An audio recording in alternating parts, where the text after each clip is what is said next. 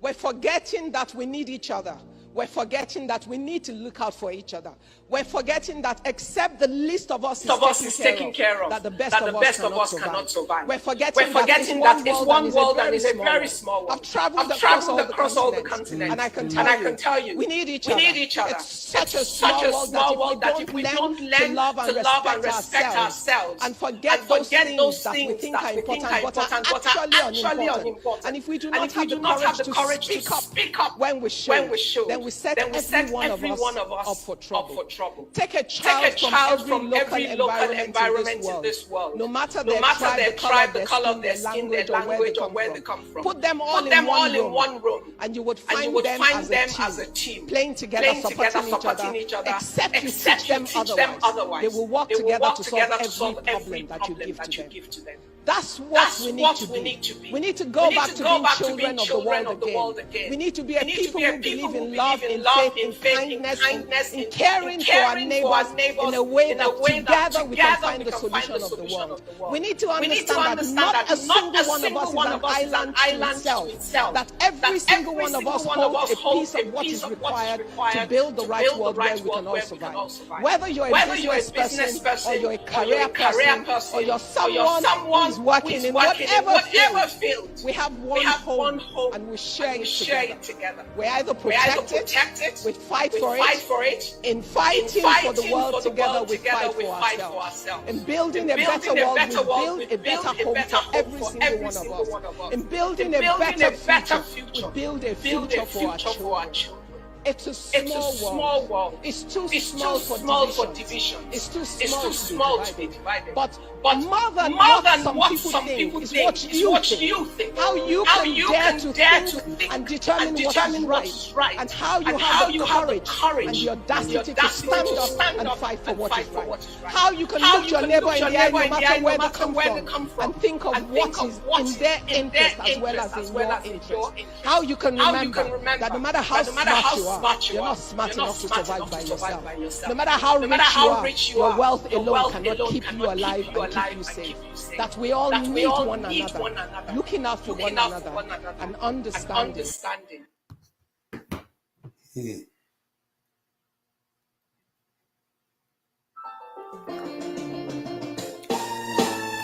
But people, where you at? Wake up from the slumber, stop sleeping. Whip your hands. Come on. I know you're sleeping now. You gotta wake up small, yeah? Okay, let's go.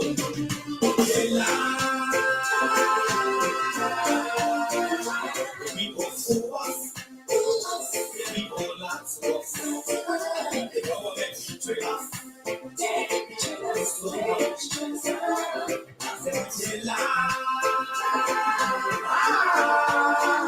The people who are so, the people lie to us, the government betray us. They can lie against these people. I said we tired with their lies, we tired with their promises that left us to our damages. We tired with that speech they preach, indeed, and now you need to deceive us. The thing we saw, it frustrates us. So why can't you lie? Why can't you steal? Why can't you allow the citizens to be? See, we just tell you. That's why we will tell you. But you fool us, you screw us, you use us and little abuse us. So why? The government should lie. Why? But that's the question that we ask. The people fool us. The people lie to us. The government betray us.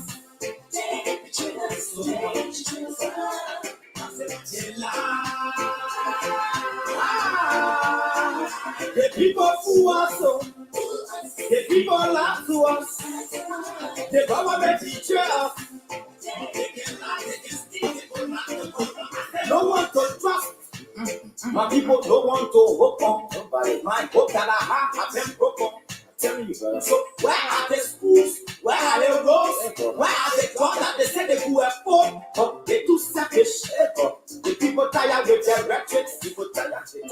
You see the reason why we ask why the government betray. They have enough for time, but yeah, them still get delay. People suffer. No work for people crying for hunger. Look at. Your vision and your mission, your intention, your destination. You got nothing to show. Nothing. So why? The government should lie. Why? But that's the question that we ask. They lie. The people fool us. The people lie to us. The government betray us. They betray us. They lie. Greetings, and greetings to you all. Good afternoon, good evening. As a matter of fact, good morning, depending where you find yourself when you make it today's show. Obviously, we're now in the same time zones. And it is not expected that you will all be awake at the same time, or better yet, that you will all see this video at the same time. So whenever you see this video, whatever time zone you happen to be in at that time, so we want to greet you in line with that time zone. So that's why we say good morning, good evening, good afternoon, and best of all, assalamu alaikum. All right. Should I really introduce myself? Maybe I should, right? So anyway, my name is Kafumba Kroma. Kafumba S. Kroma, the S standing for Samuka, my wonderful father, who's still alive, by the way. He's still alive and doing a thing. The only thing he did not like was the US of A, so he came here quickly and returned to Africa where he feels comfortable. Greetings to him as well, and greetings to all of my good friends, foes, supporters, haters, competitors, and you name it. Greetings to all of you. It's been a long while since I had any show. It's been a really, really long coming. Long before I took off for Africa, I ceased on the show issue for a long while. And the whole time I was in Africa, I kept thinking about it. It just didn't happen. As God could have it, didn't happen. Now, mind you, almost every Friday, wherever I pray, I did a short broadcast of the Khutbah. That I don't call that show. That was just helping to spread the message of God so that I may get some reward for that. So I wouldn't call that a show. And I know you know why. But yeah, I stopped having show before I left. I didn't have show in Africa either. When I came back here, didn't have a show here either. Didn't have a show here since I got back. Due in part to my busy schedule, I am really, really busy. Trust me, I'm really busy of late. And I'm not suggesting that you are not. I'm not even suggesting that those who are having shows are not busy, but I just know my own, right? So I can only speak for myself. And so I have to say that I have been really busy, before I travel and ever since I came back. Believe it or not, I worked last night, I worked yesterday, I worked last night, and I'm working tonight. So then the question becomes, why am I having this show now? So obviously, my schedule hasn't changed much. I have been busy and I'm still busy. But in spite of my busy schedule, I've been thinking about finding time to do show. Some of them actually, I think 2 weeks ago, I was so set to have a very good show with a guest that I'm sure many of you would have loved to have. Unfortunately, we were confronted with a serious death issue, the death of our father, Omer Lassana Sano, aka Kennedy. So we were mourning his death here over in Minnesota. And I thought that was important enough to have put off the show. So we did. Again, we could not have a show. So it's been one thing or the other, from one thing to the other, and so otherwise, you would agree with me that there are so many trending issues, both at the national level and our community, right? So now, honestly, I want to spend as little time on a community issue as possible, and not because there are no issues to talk about, but simply because when it comes to when you have to decide between community issues and national issues, personally, I would think we should prioritize national issues because those affect all of us one way or the other. And considering that our nation, our one and only nation, Liberia, is almost exactly 1 year away from the next election. Elections are important. They do have consequences, and those consequences tend to impact our lives in general. All right. And so I would think that we should spend some time talking about Liberia mostly. Notwithstanding, if there are burning issues, which there are almost all of the time at the community level, we'll not draw back from those. We will highlight some of those issues. We'll put them under the microscope, just as we always have. Would not be afraid to speak on issues that affect us all. Issues that do not only affect us, but issues that have the potential to affect our children as they grow up, and including the ones yet to the ones yet to be born, right? So we'll speak to those issues in accordance with time and the happening in a particular situation. One case at a time. We address them based on the merit. So I come here today to do what I've done so often of late, which is again offering another apology for leaving my audience to fend for themselves, to go out and find wherever they can find, other talk shows, and I'm sure they've done a great job at that. One thing that's not lacking in the Liberian community, African community as a whole, and in general, is talk shows. There are so many talk shows, so many hosts. And it seems to me that a new talk show has been created on the hourly basis. I said we don't check, but every time you check on social media, you almost always find somebody, auditioning, showcasing, trying out their own articulation skills, wanting to join the world of talk show. They're all over the place, of course. They differ by a lot. Some are done in different vernacular or different dialects. There are others that are done in different languages, international languages, French, English, Arabic. But even so, there are a lot more done in our own Liberian English. Notwithstanding, we all have different styles. We bring different ideas, different perspective to the issues before us. So we see things differently. That's why we are individuals, right? So if we all saw things the same way, chances are there wouldn't be need for multiplicity. There wouldn't be need for many talk shows. We can all just try to find one place and one person to listen to, because that person would have addressed all of our issues the way we liked it, the way we like it. But unfortunately, that's not the case. We are all partisans by extension, one way or the other. We all are. Forget the bullshit. Forget about the idea that this talk show host is neutral. It's not based on bias. Forget that.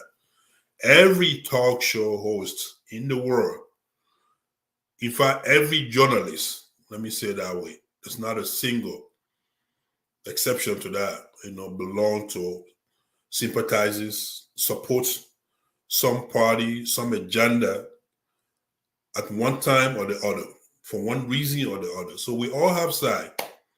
Now, some of us are very good at pretending. We can pretend to be very objective. And honestly, objectivity is a virtue for me. You can belong to a side, you can support a side, and still discuss issues objectively. I think I've done this in the past. I've interviewed people that I profoundly disagree with. Notwithstanding, I've managed myself, kept my cool, and debate the issue with them as they like it to be debated. That's objectivity, my friends.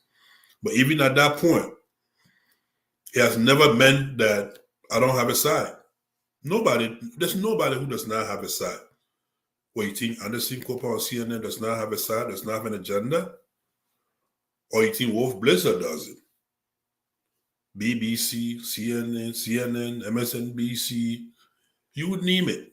Al Jazeera, every media outlet, every media practitioner, every single journalist has a side. They either support the side directly or indirectly. But we are all human beings, right? So that's the underlying point. That's the key point.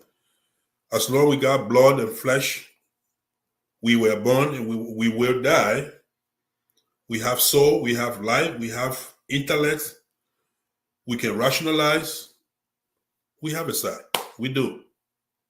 We may not always be waiting to state that side. We may not always want to put our side before ahead of our show, because that will obviously kill the show. But the truth remains, we all have a side. And so do I. I've never told anybody I was a saint and that my eyes were not good enough to see, my minds were not good enough to understand. And so therefore, I was some kind of manufactured robot who was supposed to coordinate ideas and conversations without having sympathy for any side or admiration, support. It's never been like that. So I come here to once again try to see if I can resume where we left off, because quite frankly, there's a handful of you who just would not let me go. You have called and called and called. You have invited me again and again. You have confronted me whenever we've met in public gatherings, social media, whenever we've interacted. And whether you mean it or not, I don't know, I'm not in your heart. But you've told me that you wanted me to come back on the air. Some of you have even challenged me to come back on the air. In our various conversations, some of you, we all agree that despite the multiplicity of talk shows in our community, there are very few that have filled the gap that we've left open when it comes to speaking truth to power, when it comes to addressing issues of our time, our community issues. You've made that clear. We've got flip-floppers as hosts. Today they are for their side, and tomorrow they are the other side. But then again, as human beings, that's the point I was trying to drive at earlier. As human beings, we see things, we all see things differently. Even worse, we can believe in one thing today, and based on further information, you could switch sides. That happens too. And in fact, that's why when we start to talk about Liberia here, that's how these elections come about, right? Because there were people who supported certain leaders yesterday. Those folks may not be inclined to supporting those people next year when our next election comes.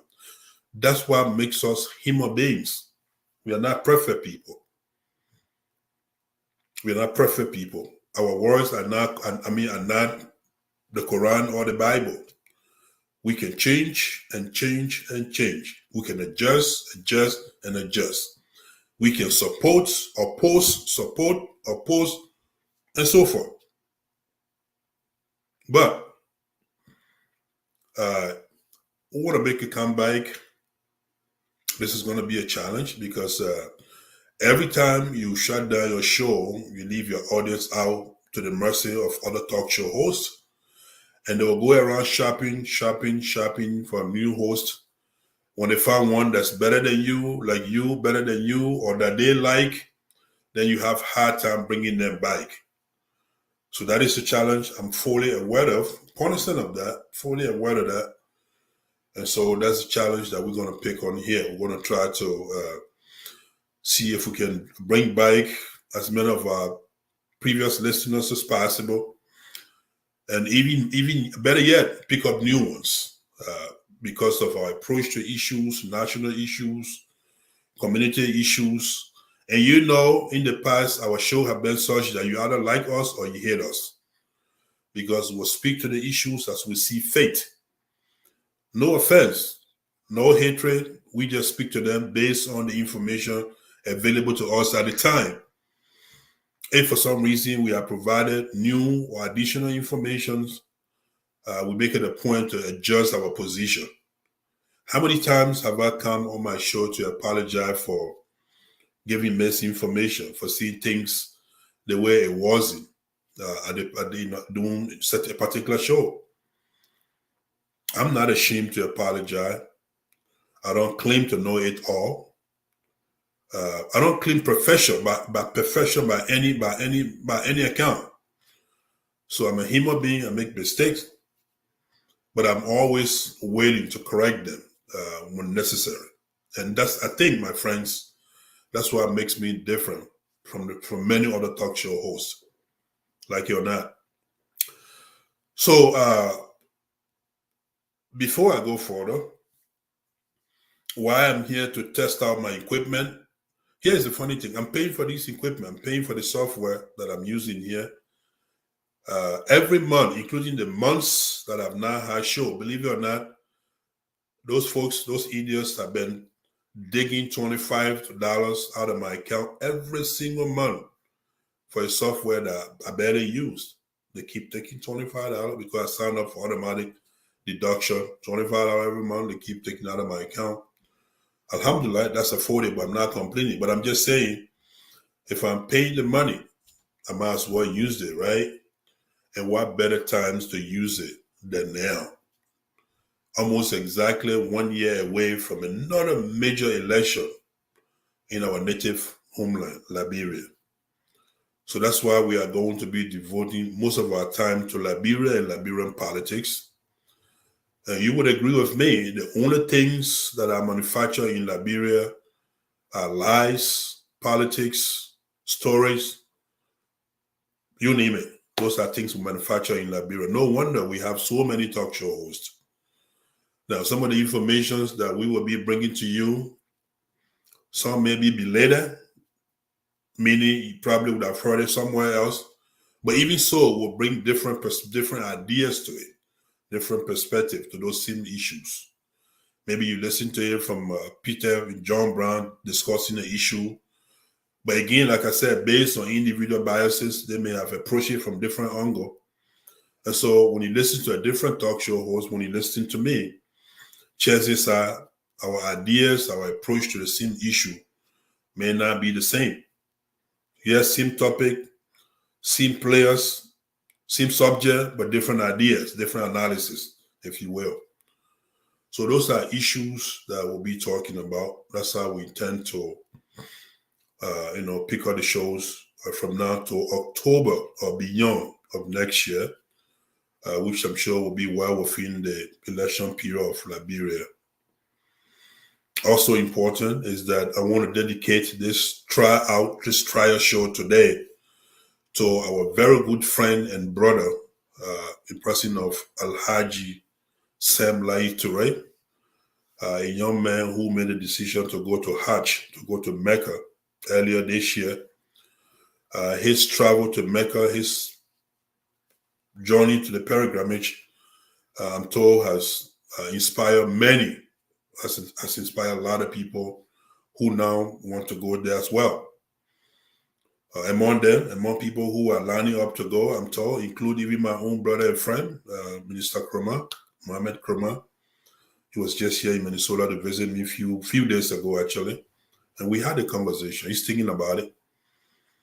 And there's no question in my mind. Obi Dole, our president, my president, Madingo Association of Minnesota President Solomani Jabate, he too is considering it. Thanks to our friend and brother, Alhaji Sem Lai Toure of Atlanta, Georgia. That means that's leadership. Leadership that inspires people without you even telling them, without you forcing them, without you making them to do. That's what they call leading by example. Do the right thing, and others will want to emulate your good things. They'll want to do what you've done. So we are very proud of you, and I think you'll make a great Alhaji. You're already making a great Alhaji. We are so much proud of you. And inshallah, we look forward to following your footsteps to Mecca sooner rather than later. So the show is dedicated to you. And to our sister as well, Victoria, who invited us to her home around Effie and fed us really well. And my apologies. I'm seeing your text. I left without telling you. I will talk to you sometime, sister. We'll speak on that subject. But my apologies to you to begin with. I'm so sorry that I had to leave the way I did. But this show is also dedicated to you. It's a very brief show. It's a tryout show. It's a show intended to alert our audience know that LDF is back. To those of you who are on here, those of you who will come on later, those of you who are welcoming us, who want to say thank you, it's because of people like you that we just cannot see LDF go to waste. There's been many shows since LDF was created. There will be many more shows. But LDF holds a position in the community, in the heart of some people that no other show can replace so easily. And so if we just call it a night, if we just call it over, just like that, I don't think that would be fair to you. And so we do not want to do that. That's why we're trying to do everything within our power to find times between our busy schedule to come here once a week, just as the show is named, Weekly Talk Show, right? That's how it used to be. This is a show we had. Sometimes we used to do 2-3 times a week based on the sensitive, based on the available guest availability schedule. So while we not too sure about that, but at least I want to make a commitment to bring you a show at least once a week on many, many issues. So that is that. And we're going to go ahead and just look around our community, our country, and our one world for some issues, some trending issues to just briefly, joke about, if you will. Nothing too serious, but it's a way of thanking you for being here. We just want to look at some issues here. I like to begin with the death of Queen Elizabeth II. As many of you know, tomorrow we are told will be her burial, and world leaders are beginning to converge on scene. They are arriving in their numbers. The Saudi king will be among the many leaders. As a matter of fact, our own president, the president of President Joe Biden, is already in London, in England. And I'm not sure President Weah will be there. I don't know about that. I think President Weah is busy trying to prepare for the UN summit over in New York, rather than going to the burial of a fallen queen. Now, yesterday, I don't know about you, I know we've all been monitoring news. It was reported that there was an average wait time of 25 hours to see the Queen's coffin, the casket, just to see that. There were people standing in line for 22 to 25 hours just to make it that far. How much more important can a person be for sin or death to be that worthy? Or better yet, how much importance do people attach to their royalty? Now, if this was happening somewhere else, I've always said, maybe on different continent, but more specifically, if any African country, group of Africans were doing this to any of their historical, traditional chief, king, queen, I'm sure the West would have criticized us greatly. In this day and age, 2022, 21st century, they would have criticized us. They would have. That's just my opinion. But as long as they are doing it, it's a good thing. When they do it, then it's a perfect thing. We all supposed to bow, move, submit, and all of the above. In other words, nothing bad can come from their end. So how can they be preaching democracy at all levels, and yet they are maintaining this old tradition of royalty they've done for centuries now almost, and it's held in such a high value? Imagine if this was in Africa. Can you imagine how many folks would be quick to say, but wait now, why are they so important? Why are they any more important than the rest of the people? But it's the people's tradition, it's their history. And they are holding it hard, near and dear to their hearts. Can't be mad at them for that. We have destroyed all of ours, in part due to their pressure on us, on our leaders, ignorant leaders, and our own lack of reasoning, to say the least. But that is taking place. I just thought it was really, really interesting that people will line the streets just to see the vehicles transporting the coffin, and they'll come and line up for 25 hours, at least 22, 23 hours, just to see the coffin, the casket that the queen is in. As King Charles takes over, the dynasty, the royalty continues. It goes on until who knows when. We had those things in Africa too. We had them. Maybe not exactly the way it is before our eyes now. Well, we had queens and kings. Where are they today? Where are they? Anyway, so I want to zoom in on that, since this is a very brief show, very brief. Not organized, not planned. I just random thoughts on different things. Also, a way of just letting you that we have come back to continue the business that we started together. Let's talk about Liberia 2023 briefly here. And the reason I want to talk about Liberia 2023 is because, honestly, I don't know about you. If you are on here and you are a Liberian, or if you happen to listen to this show after we've left and you are a Liberian, please help me out. Help me suggest a way forward for me in Liberia. In other words, what are your thoughts about 2023? What do you think is going to happen? Are we going to continue the status quo with this government, this regime, the regime of President Weah? The French people will say Weah, George Weah. Will his regime continue? Should it continue? Of course, there's a resounding no to that question from many quarters.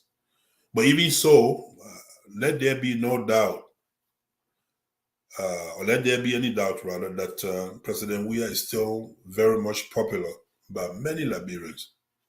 Many still see him as a decent person, which is very unfortunate for, by some account to some people. But that is the high core reality, right? There are many people in Liberia, many Liberians, both in and out of Liberia, who still find him very credible, who still believe that he's doing a great job. Better yet, they'll still believe that he can deliver Liberia to the greater height, to the higher height, right? Now, I've been doing some thinking about that. Last election, not last year. Hold on, let me back up for a second. I've told you in times past that as old as I am, I have never registered with any political party in Liberia. Can I repeat that? As old as I am, I've never been a due-paying member, a registered member of any political party in Liberia. Notwithstanding, I voted. 1997, I voted for ACO, obviously. The soul of the late Alhaji Kroma, our then standard bearer, rest in perfect peace. May Allah have mercy on him. We voted for him. But even then, I didn't register with ACO, and I'm not registered now. And I don't intend to register. Last election in Liberia, I found myself campaigning for Omer Joseph Boakai by default. I was never, and I'm not, probably will never be, a registered member of the Unity Party. I've never been. Why did I campaign for Joseph Boakai? Because an organization called 3F, Friends for the Future, I'm sure, created by Ali Sila and others, recruited me to be one of their members during one of my many visits to Liberia. And I wholeheartedly accepted their membership, and they named me as their diaspora representative, one of them. And so I happened to have been in Liberia during 2017 campaign, and that organization endorsed Joseph Boakai in Clarendon. We had the endorsement ceremony in Clarendon at the school auditorium. And so soon after that, we found ourselves vigorously campaigning for the old man. I went on a few road trips. We went to Bomi. We went to Lofa, campaigning for the old man. And if you look on my page, you'll see we printed t-shirts.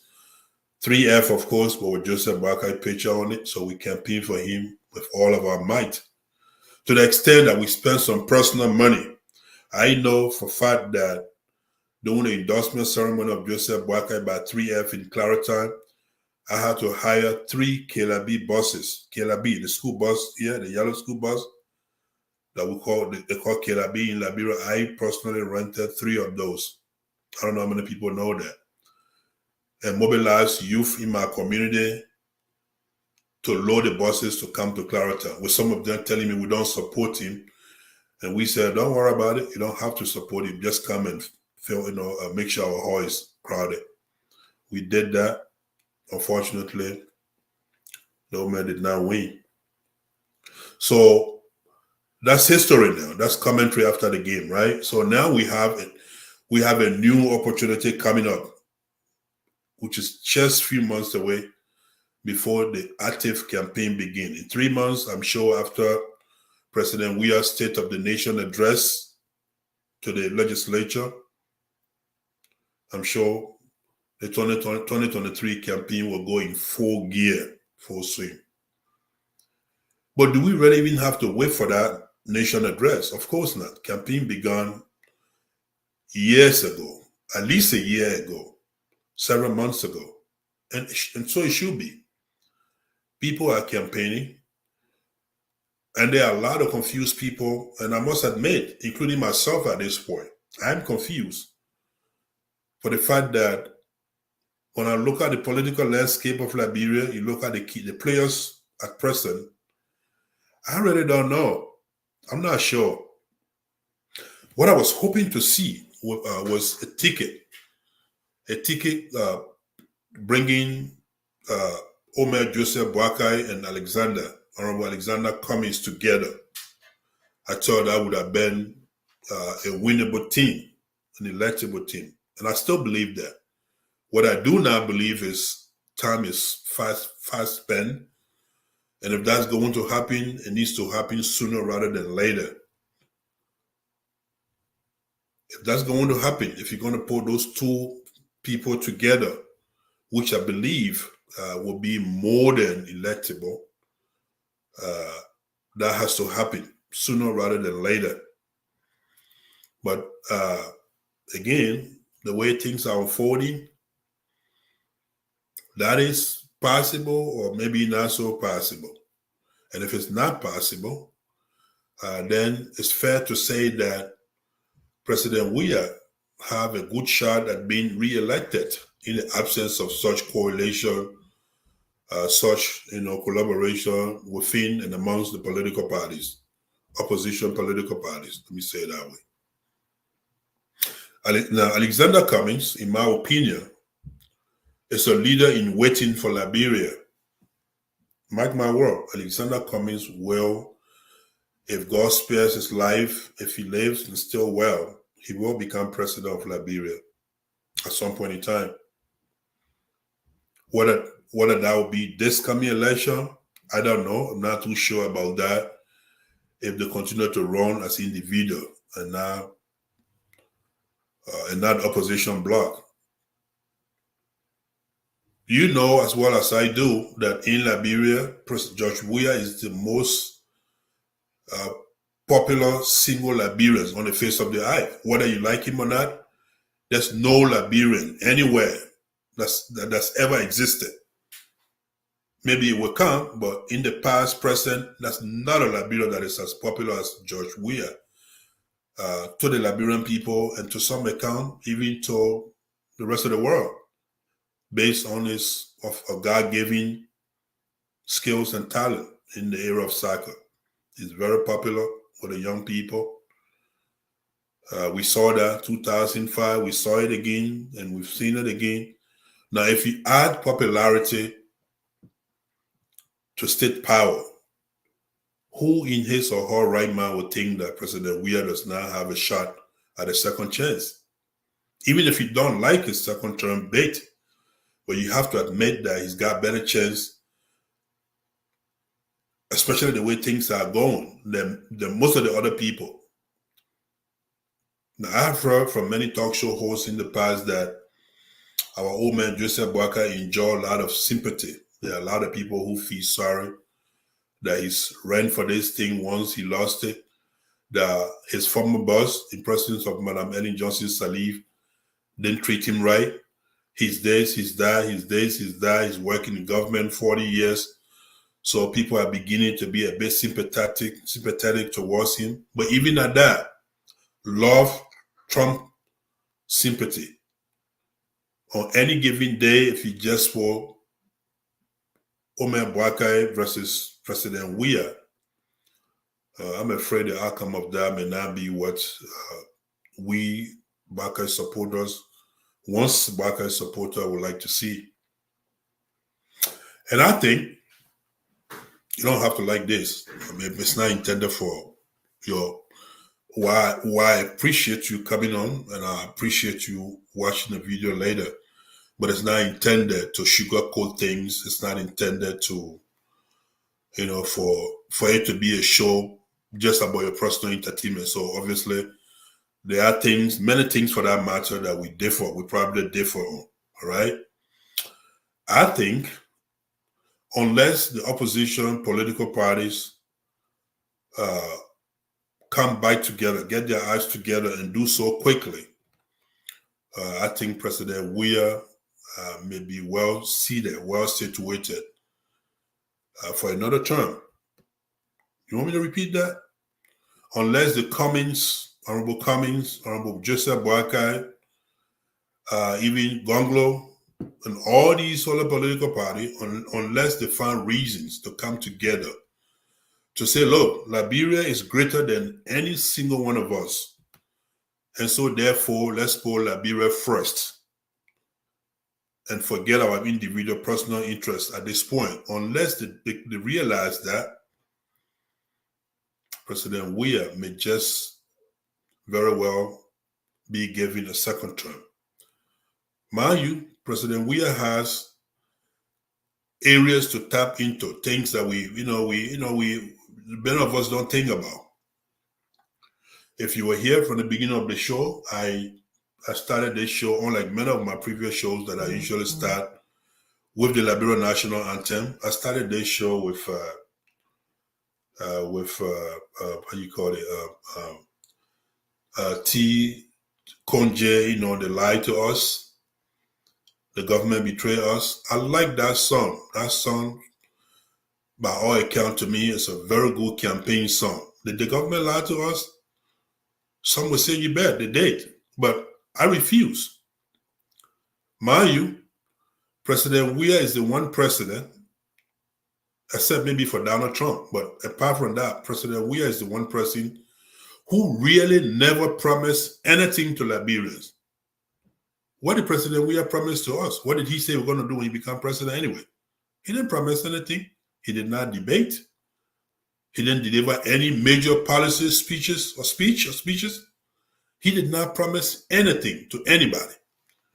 So technically, President Weah he's really not obligated. He's not indebted to anybody. He's doing what as he pleases. As he pleases, right? President Weah never told you that he was coming to transform Liberia to New York City or to Minneapolis. That was not a promise he made. In fact, his predecessor, Madam Ellen Johnson Sirleaf, who declared that corruption was going to be public enemy number one on the whole regime, President Weah didn't even go that far. Even the idea that President Weah said that the Liberians would not be spectators in their own economy, that's where he stopped. Suppose he meant that Liberians would not even see the economy. They will not, spectator is too good for them, because that's what it looks like now. So oftentimes when you listen to many hosts, they will say, President Weah said Liberians will not be spectators in their own economy. You bet, he did say that. But did he say who they will become? He didn't say they will become entrepreneurs either. Neither did he say he was going, no, he didn't say that. So maybe he did not even like the idea of Liberians being spectator. He did not want, he disliked Liberians being on the field to see the economy. He just wanted them completely off the field like they are today.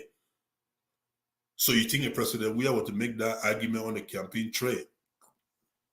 He wouldn't be wrong. My friends, my point is that President Weah was elected purely and solely based on the love of the people, the love that the people have for him, based on what he did on the soccer field. It's the same thing he continued to drive on. The people love President Weah. They love George Weah for who he is. And that's why even the Just Ended County tour, the Just Ended County tour he had, everywhere he goes, people, hungry people, majority of them, I want to say, are just from Liberia. I know how many hungry people will come out on empty stomach to come and celebrate the man. For what? I don't know. But they love him. And if you doubt the power of love, ask yourself, have you ever been in love before? And I know that the variation of love, but love as a key word, underline the word love. If you love somebody or something, do you need reason to support, to align with that person or that thing or that idea? I don't think so. I don't think so. President Weah in 2023, if President Weah decides, for instance, to play dumb, if he decides to do that, by that I mean President Weah come to the people and say, look, the first term, they fool me. All of you know my specialty, my knowledge, my experiences in different areas. I trusted people based on their education, their past government participation. We brought them on board to help us guide the process, to make things happen. Unfortunately, they betrayed us. They betrayed me, President Weah speaking. So I need you to give me another chance, because now I've experienced it. I know what it means to be president. I have the experience now, and I've realized things that I didn't know the first time. You think that everyone will be too quick to kick against that? There are people who already think that the man has a good heart. They see him as a nationalist, someone who loves Liberia. And he does. I think he does. So For him to make a case like that would really not be that much, would not be that difficult. Will not be that difficult. If you look at the issue of the disgraced senior government officials, in President McGay, for instance, 12 in the bill, Solicitor General. If you look at those people, the strange thing that's happening ever since those folks were sanctioned, suspended, and subsequently resigned. I'm not even sure why President Weah granted their resignation rather than firing them, but resigned, separated. President Weah is being hailed by many people for all of the appointments that he's been making, dismissals, appointments, apparently ever since McGay left his seat. What does that tell you? Could it mean that it was McGay who was sitting down, who were blocking those appointments to be made? Because, the last 4.5 years that President Weah has been in power, there has been a lot of vacant seats in government. Did he know about them? I don't know. But the fact remains, ever since the most powerful Minister of State, perhaps in Liberian history, vacated his seat out of disgrace, President Weah has been a little more active when it comes to reshuffling his government, making new appointments, removing, and all of that. Some of the dismissals, I'm not sure if I agree with them. I've heard other people talk about that, and some of them I agree. But the fact remains, where was he? Where has he been all these years, the last 4 years, 4.5 years? Why now? Almost exactly 1 year to election time. So as you ponder over the answer to that question, but let's also think about the fact that why these things happening immediately after McGay's departure. Could it be McGay who was sitting on the way, who was sitting on these appointments, didn't want them made, or he wanted to be the one to appoint the people for getting a cut, kickback? So President Weah, he's very much capable, or at least he has the opportunity to go back to the people, to the Liberian people, to say, I made a mistake. The other thing, the man is honest, mind you, I made a mistake, I trusted these people, and they came and betrayed our nation. They betrayed us. They let us down. But I'm here to ask you for a new beginning. Based on our people level of understanding, the level of education, I'm inclined to believe that there will be so many of your so-called young people who will jump on that to run with it. Mind you, immediately when the U.S. Treasury Department, sanctioned our disgraced government officials, we saw a handful of young people dancing in the street. Sanction or no sanction, we want President Weah. Of course, I'm not surprised about that, right? Because book, you don't know book was far worse than that. Better yet, you kill my mom, you kill my pa, we'll vote for you. That was way over the line. But that's the society we found ourselves in. I'm saying all this to say that unless and until our opposition political leaders see reasons sooner rather than later to come together for the greater good of Liberia, they will all regret the results of 2023 election because it just might go CDC way again. Yes, President Weah is not as popular today as he was 2005. Granted, 100%.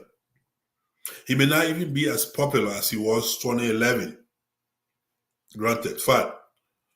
But he's still by far very much popular than Alexander Cummings. He's still by far very much popular than Omer Joseph Boakai. In other words, he's still popular than any single politician in Liberia. And you know what else? Whatever popularity he has now, that is in addition to the state power, state resources. That's key. That's a big deal in African elections, to be exact. In African elections, the power that be, the sitting president, they have a lot of power when it comes to African elections. Why you think Ellen Johnson Sirleaf is blamed by many, and many a times for being responsible for President Weah coming to power, despite his popularity. Ellen played a lot of key role. She was the president at the time. And today, whether you like it or not, President Weah is the president. That plus the fact that he's popular than any of our politicians on their own, that's a big deal. And the sooner we understand that and find ways to work around, the better it shall be, especially for the opposition that is so much now interested in seeing a repeat of this regime. But what do I know? What do I know? Now, I don't know about you. I want to believe that there will be more fallout of from President Weah government. The sanction and resignation and suspension will not just stop to the three that we know. If I were Samuel Twe, the Koji, the Nangbe, Eugene, I'll start preparing. Because I just don't see how Magay and Twe and Twawe and and the Solicitor General, I just don't see how those people can be any more corrupt than Samuel Twe. The $25 million, the missing $1 billion, $25 million map up, the China Liberia resource swap, the flight C upgrading from first business class to $16,000 C upgrade. Have we forgotten all of that? Magay just cannot be. There's no way Magay can be any more corrupt than Twe. That's just my opinion. And so to think that the U.S. section, the U.S. Treasury Department sanction is over, that's ridiculous. It can't be over. It can't be over. Twe is coming next. Koji probably. Eugene Nangbe. Eugene Nangbe, right?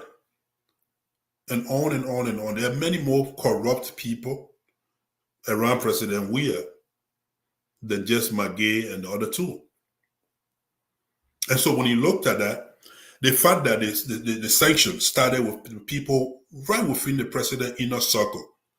Because when you look at Magay, you look at the closeness between the two, the man who ran the president's own ministry of State for Presidential Affairs, the man who knew the president daily in and out.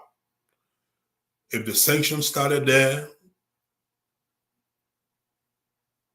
suspension, the resignation, my brother, that's going to trickle down. It's going to come down. So I'm told Twawe, that the sanction is affecting him more than the other two because he didn't see it coming. So he actually had no money, physical money around him, and all of his bank accounts have been seized, frozen. So I think by this time, the Twe and some of the other folks who know, because we all know ourselves. We know ourselves better than anybody know us. You know what you involve into. You know what the one thing or the things that can let you to have a good night's sleep. You know those things better than anybody. Even if nobody knows, you know it. So I'm inclined to believe that those folks, wherever they are busy trying to suffer, dig out some cash for alternative for any eventuality, which is bound to happen in my opinion. Now, Magay has consistently denied being involved, being corrupt and all that. Of course, we need not waste time on that because we know better. But the question remains, those three, at least those three, or those few guys ran the government for President Weah. They did. And so he knows damn well that whatever got him will more than likely get to the other people. And if he's honest to them, if he's a good friend to them, like they pretended to be over the years, I'm sure by now he shares some idea and suggestions with them. And I'm sure they too are preparing for when their sanctions are announced, how to navigate that. I hope President Weah is already thinking about their possible replacements, but they too will be sanctioned. Or should I say, should be sanctioned. It should be. Because we know. Now, Magay being declared corrupt and sanctioned, that's a big blow normally in a normal democratic society. The president's closest ally, the president's closest cabinet minister. So in other words, that was an indirect indictment of the president himself. The U.S. Treasury Department just told President Weah that you are corrupt as hell. But you know what? We'll start in your office. How can Magay be corrupt and President Weah is not corrupt? How is that possible? How does that make sense? How does it make sense? The bottom line is there's more to come, a lot more to come. And I'm sure as President Weah prepares to come to the UN summit, I'm supposed to be arriving tomorrow, Monday. If he's already not here, day after tomorrow, I know there are folks gearing up to go welcome him while there are others gearing up to go protest. In any case, he's expected in the US in the next 24 to 72 hours. And I'm sure when they come down here, hopefully they're going to do some PR work. They're going to reach out to some folks and blah, blah, blah, blah, blah. But I think it's a little too late. They have really taken Liberia for a ride. They have. But to think that because they have done so, and so that's enough for Liberian people who don't know any better to outrightly reject them, that's my problem. That's not going to happen. Because first of all, now everyone is aware. We don't get information the same way. It's not digested the same way. And for some people, what's happening in Liberia, that's normal. Because, look, I've always said the only way anybody can tell that one thing is better than the other thing is when the person have had a chance to compare the two. If you want to know one thing, how dare you compare that with anything else? You don't know any better. And that's the situation in Liberia. Many of our so-called young people have not left Liberia. These are people who were born during the war, the 90s. They are all now young men and women. And most of them haven't traveled. Granted, the war is a global village now, thanks to the internet. But you know how hard it is for Liberian people to read? I'm not talking about comprehension, just to read. We don't read. We don't research. We are almost always content with whatever is before us. We are happy with that. And so our young people, so-called, they have no yardstick for measurement. All they know is Liberia, the Liberia of today. And so whatever is happening before their eyes, things that they are seeing or hearing, to them, those things are normal because they have not seen, they didn't see normal time, they were not around, and they have not traveled to compare their national situation to other countries. They don't know. They don't know. So they think corruption, a fancy word for stealing, they've come to normalize that. Didn't we hear Magay in Bon County personally admitting to stealing money? At least they can build houses with their own. And people applauded him for that, clapping for him. Better yet, aren't they talking about petitioning the man in Bond County to run for a seat, Bond County Senate, senatorial seat. That's the kind of country we find ourselves. So if he came on this show at some point in time, and if you haven't been here long enough, it will almost seem that I'm supporting CDC, but far from that. I'm just saying CDC has a chance unless our politicians wake up and wake up soon. Unless they wake up and wake up soon. Time is of essence. If they don't come together and let the country see them together as a unified body and campaign as such, none of them can defeat President Weah on their own, individually. And anytime you talk about second round, my brother, good luck to that. Good luck with that. Good luck with that. So I don't think, and if President Weah did not make campaign promises the last time, I'm sure this time, if he wanted to, if he got good advisors, he can certainly make one this time. Like I said, and it won't be a difficult message to craft. It will simply be, I know better now. Trust me, we can do this. And some folks will be willing to just take that to the bank. Not me, probably not you. But there are a lot of, I hate to say, now well-thinking people, young people in Liberia, who just want to get by the day. They are hungry today for little or nothing. Tomorrow, they are for you, no matter what happens after the election, but they will give you their support. So anyway, I think Honorable Alexander Cummings, Honorable Joseph Yuma Boakai, to some extent, even Gonglo, who I think really doesn't have much support here at this point, even though I really love his message. I love Gonglo. Every time I listen to him, I'm inspired. I think he truly has the mind of a leader, highly educated, but I don't think the country is ready for him. But I sincerely believe that a ticket of Joseph Yuma Boakai and Alexander Cummings will be a formidable one. It should be a winning ticket, in my opinion. Whether or not such ticket can be put together, I don't know. I don't know. But if you are contemplating way forward, that may just be one of many ways forward, or one of few ways forward. I wouldn't say many. Short of that, I don't know. I'm not sure.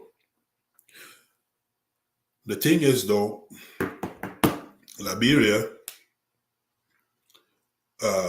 even if we don't live in Liberia, our heart, our mind, and soul are all in Liberia. We sit here thinking about Liberia all day, every day.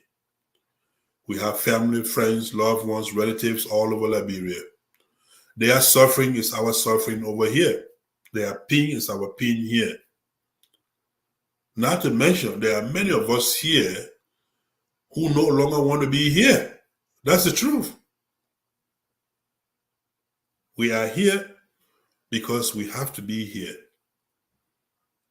At least there's some sense of dignity here. We can go to work, get paid, our fair, labor, and, feed our family, have good, see ourselves treated through hospitals and things. And most importantly, be of some assistance to the suffering relatives, families, and friends back home. How can we just pack up and go sit down, all go sit down in the same situation? That is the question. But we'll say more about these things. Like I said, I didn't come here. This is just an icebreaker, they will say here in America, icebreaker, right? Just to pick up from where we left off, just to say hi to you. Hey, we're going to come back. LDF is coming back on the air, and we'll be discussing these and many other issues. Now, since we're talking random thoughts, let's quickly, run through some electoral district that our people When I say our people, I mean members of my own ethnic group have expressed interest in. Of course, the key one, the most talked about one, is District 2, right? So here you have a district in Montserrado County, District 2. I'm told it's the second or third largest district in Montserrado anyway, at least until the next census. So in time past, despite the significant presence of our people there, we have not been able to win elections there but one time. And the way that one election was won, we all know there were consensus made, there were collaboration, and there were a whole lot of efforts went into it. The minute we deviated from that, the last election, that game was lost in no time. Worse, 2023 is right around the corner. And it's not likely that we are going to come back to any round table. It doesn't look, I don't see it. So that means our friend Jimmy Smith, if he does run, which I'm told he plans to do, he just may have another ride too. He just may, because people have come to be very much proud of knocking their chest as if I can be, then you will not be. That goes for District 2 and District 12, where our very good friend and brother, in presence of Bill Clintosh, B.N. Camara, who has done so much work there. But then again, how brother Amara Fofana, right? The advocate. So will those two say they meet, and support each other? I hope so. Then you have District 13. Oh, better yet, you have District 4 in Lofa County. Even where Honorable Amara Corney has gone to contest for Wapolo County. I don't know how many of you know that former FEMUSA President Honorable Mohamed Dukle is also basically campaigning there for the same Senate seat. Now,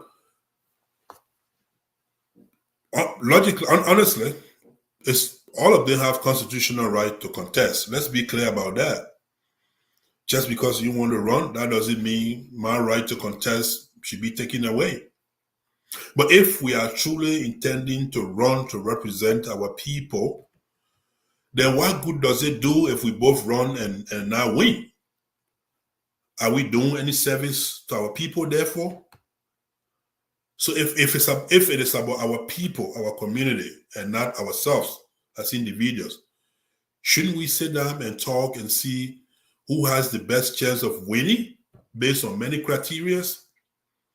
Shouldn't we give each other time? Shouldn't our national opposition political leaders come and say, look, we tried this before, this was the outcome, and we tried the other time, it didn't work. But we tried it this time, and it worked, so let's try it this time, that time, the time it worked. So that Liberia may rise again, shouldn't they? Must everyone be eager to be called president, representative? Is that the only thing? And even if it's the only thing, must it be now or never? Those are questions that I don't have answers to. I told you I don't know it all. I don't pretend to know it all. But there are questions that we almost ask ourselves. What can we do to reverse the situation in Liberia? How can we make sure that Donald Trump does not become president in America, just as President Weah, the way he's proceeding, that this kind of regime, whether it's with him or anybody else, that Liberia emerges above this kind of governance? How can we handle these celebrity presidencies, celebrity leadership? Remember, Donald Trump is a celebrity, The Apprentice and blah, blah, television star. President Weah was a soccer star, right? Are there comparison there? Enough comparison? Maybe not so much, but there are lines to be drawn. a hint to the wise, they say, is quite sufficient, right? So I will be digging much deeper into these issues. And before I came on here to reawaken the Liberian Diaspora Forum weekly talk show, I've made contact with some reputable folks, some very good minds, political minds of Liberia to join the platform to give us their insight. A good number of them have given me assurances that they will be available. Not to mention some of them been here many years back. Mind you, LDF is one of the oldest Liberian diaspora talk show long before now. So despite our busy schedule, but we got contact. We reached out to some folks, and some of them are giving us assurances that when we are ready, they will be ready to come and throw insight and give us their own analysis of what is unfolding in Liberia, where we are, where we were, where we are headed to. We'll be reaching out to many more folks, and including yourself. The way we grow this show in the past is that we don't overlook anybody. We value every opinion at every time. If you have something that's worth listening to, my friends, be my guest. He invites me. We'll create the avenue. We'll avail the platform to you so that together we can have a dialogue. We can discuss. We can talk about Liberia and Liberians. Most importantly, so that we can discuss how 2023 will be. I know I said during last election that our generation, unless we see a different Liberia, Liberia may not be what some of us envision it to be in our lifetimes. And if we miss the opportunity next year to transform Liberia or to elect better political leaders, whoever that may be, I'm afraid then some of us will miss the chance of being part of Liberia redemption, because then we'll probably be too old to care, too old to participate, or maybe even possibly dead. No one lives forever. And that's why we want to make it a duty. We want to make it a point to participate at whatever level that we possibly can to ensure that Liberia rise again. To make sure, because those of us who had the opportunity of seeing a little bit of normal time, quote unquote, we know Liberia was better than this. And we know Liberia can be even better than those normal days, so-called. But that can only happen with the right minds, the right people in positions. How hard can it be to develop a small country like Liberia? How hard can it be? Is it that difficult? I don't know. Maybe there's something about leadership. Once you get there, then you start to think like the way we see leaders behave. But quite honestly, quite frankly, I just don't get it. Why do we continue to retrogress? Why are we the way we are in terms of managing our resources, the economy?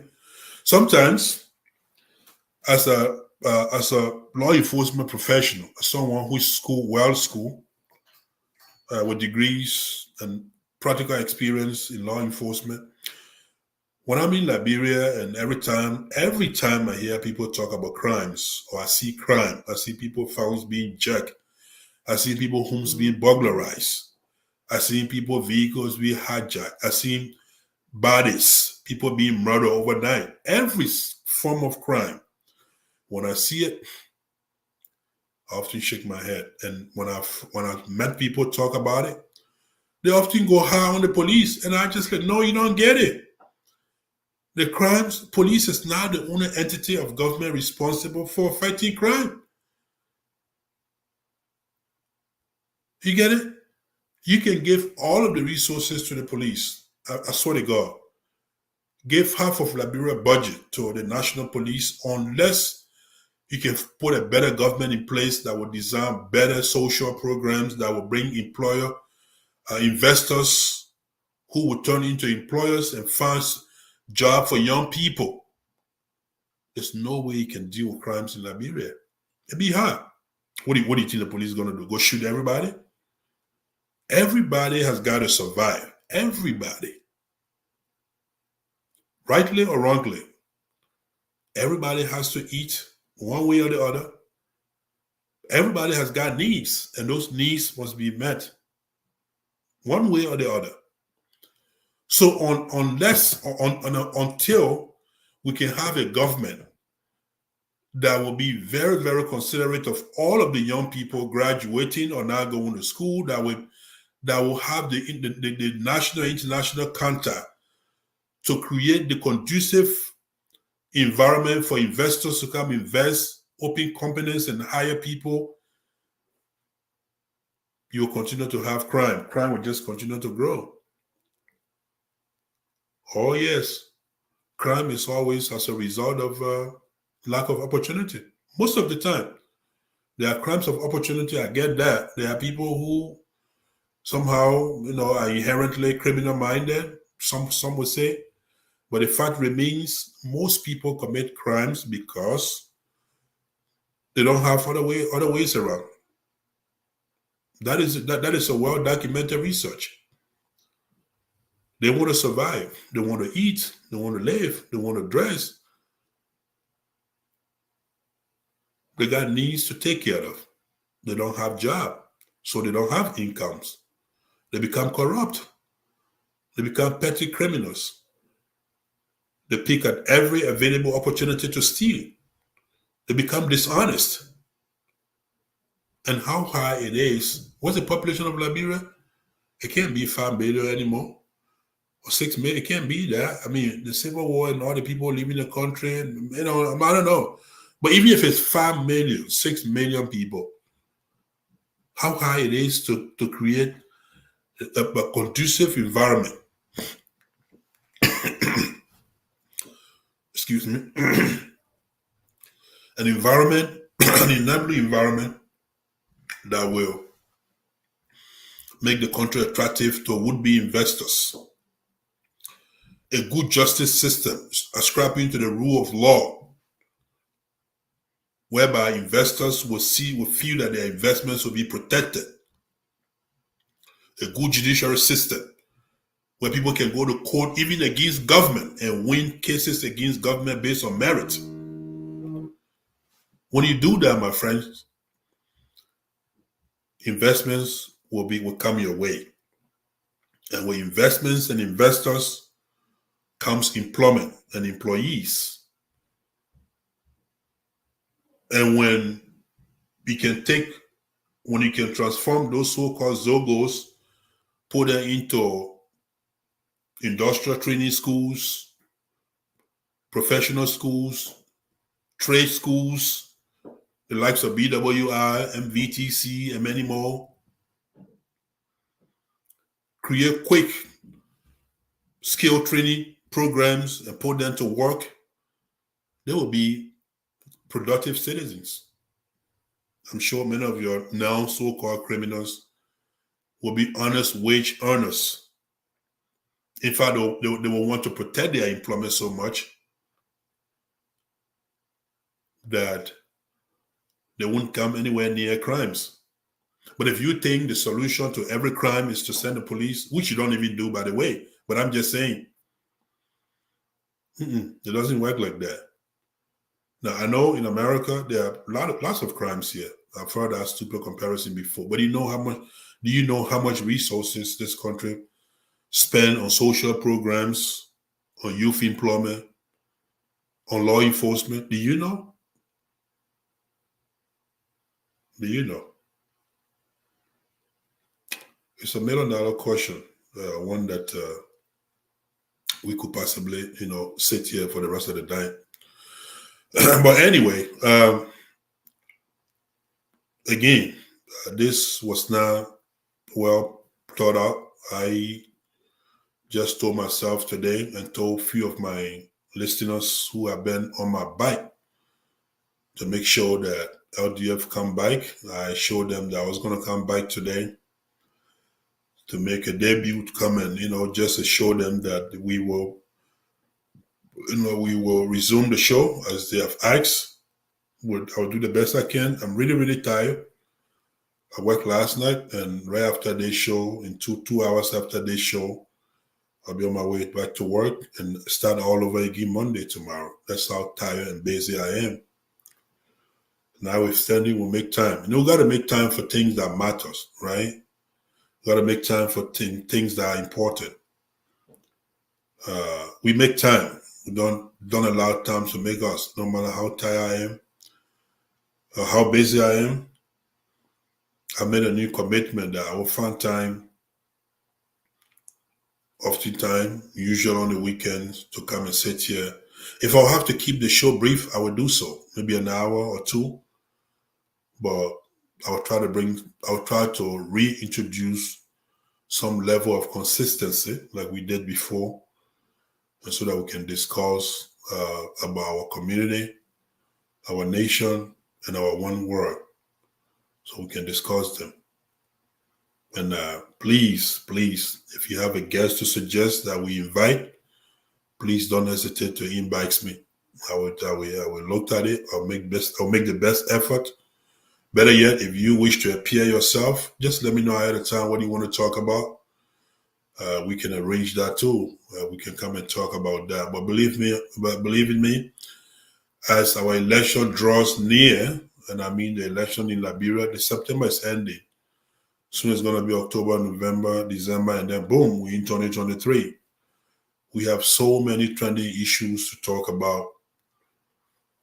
We have got to do sufficient conscientization of our people, not necessarily telling them who to vote for or how to vote, but to give them some pointers, some bullet points, things to look for in their candidates, things that will pull Liberia on the map, things that will be good for them and good for us here. Because if it's not good for them, it's never going to be good for us here or anywhere else. Those type of things. Like I said before, myself, I'm weighing my options this time. I am, seriously. Because I think you better stand for something than fall for anything or everything. So we want to leave it here. And I do want to thank you. I want to thank you so much for tuning in at a very short notice. This was not pre-announced. And the fact that we have not been on air for so long, I don't come on show expecting having any sense of entitlement, thinking that there are people waiting for me to come, then they come. I don't know. I don't roll like that. I come on believing that my long absence is something that I have to pay for in terms of low turnout. But I also know that the good thing about these shows nowadays is that the people are either here listening to it now or they'll listen to it later. That's the beauty about it. We all don't have to listen to it at the same time. Being on live, that's fine. Being here now is important. But it's just as important, if you can find time later to watch it, if you can find time to share the video, if you can find time to inbox me on where you agree or disagree, if you can find time to inbox me topics to talk about, if you can find time to inbox me about your own willingness to come on the show or, suggesting people that we should invite. All right. So anyway, please permit me to end this show here tonight so I can go and get ready to go to work and prepare for the next show. Prepare for the week tomorrow, and then hopefully, inshallah, next week Sunday again, we'll come full blast. This was just a wake-up call. So, and I like some of you here, the questions, some of the comments, I found them very interesting. Somebody asking if I'm pushing ANC agenda. My brother, not yet. I'm not. I don't think so. I'm not pushing ANC agenda. But I think the man at the head of ANC will make a very good president. I have no doubt about that. after having listened to him for over a year and a half now, ever since he joined the political wagon, in Liberia. I've monitored him long enough to know that if he were to be given a chance to govern Liberia, that Liberia would be a different Liberia. There's no doubt about that in my mind. I know he's a decent man, a man of good character. So I think so. President, another comment, somebody said, President, we arrived today here in Manhattan, New York. Thank you for our brother Conan. But so let me conclude on these comments. I know people wrote these comments for me to look at them. But most of the comments I see here, welcome back, thank you, welcome back, good morning, brother. Hi, Chief, really great job. Join you from my home.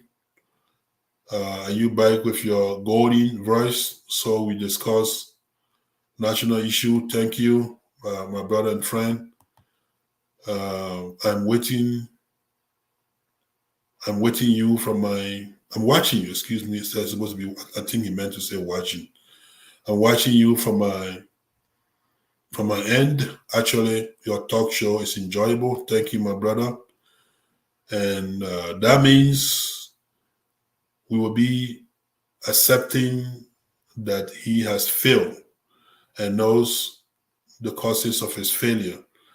To prove this genuinely, he will have to take practical steps to go after those he will be outcasting. Not sure, but maybe so. I will need you in our ANC team, Honorable. I'm waiting on my brother. President Weah arrived today. I think I write that. Thank you. President Weah arrived, and get same thing repeated by somebody else. My guy from our, who is this? My guy from our Metropolitan State University days in Minnesota. Greetings, brother. Thank you, brother Sano. Wado, thank you. Yeah, from Metro State. Yep, thank you. Listening to learn. Oh wow, we can learn from each other, my brother. That's how the show thing works. Greeting from Princeton, New Jersey. And are you pushing ANC agenda?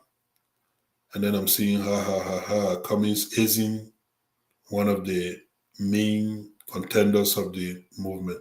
I need to find some glasses, right? I'm finding it hard to see this writing. But anyway, I appreciate all of you, not just for, for being here.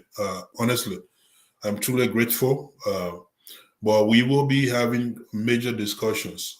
Trust me. We research issue. We don't just come on the show like I did today. I'm one person who like to be accurate most of the time, if not all of the time. And I often like to discuss things that I understand, subjects that I research and come and talk about. Thank you, Nee, for coming on. Thank you. So, but permit me to leave this here today. And then, inshallah, comes next Sunday, we will let you know ahead of time our discussion, conversation. If we're going to have a guest, I'll also let you know that. Mind you, though, this time I'm so much more into monologue.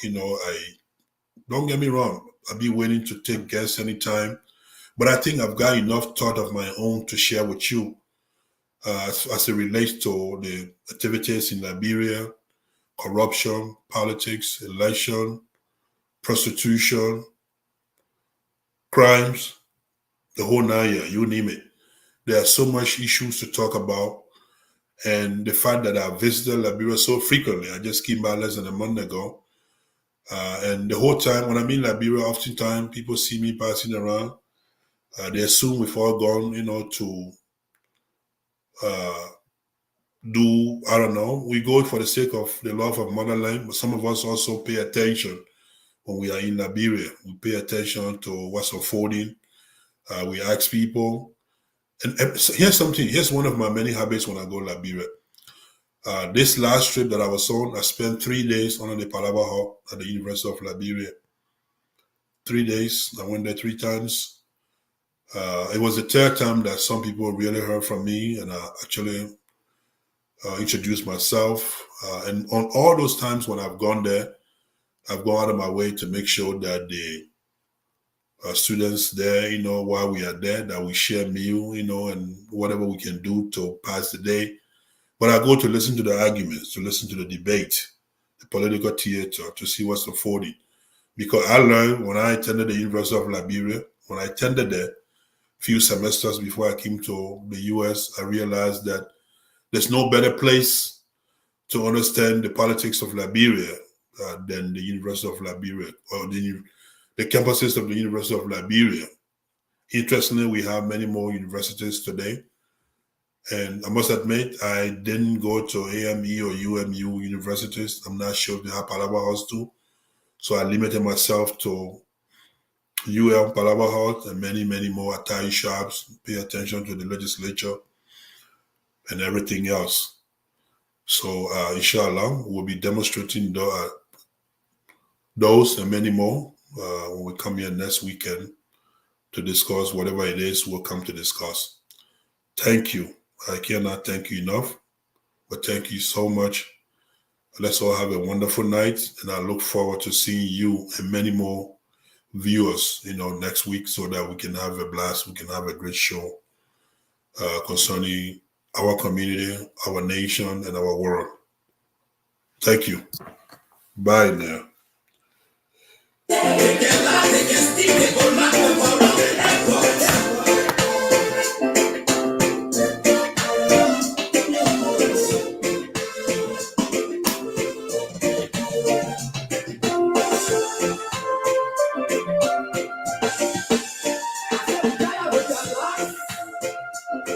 With the promises that let us for our damages.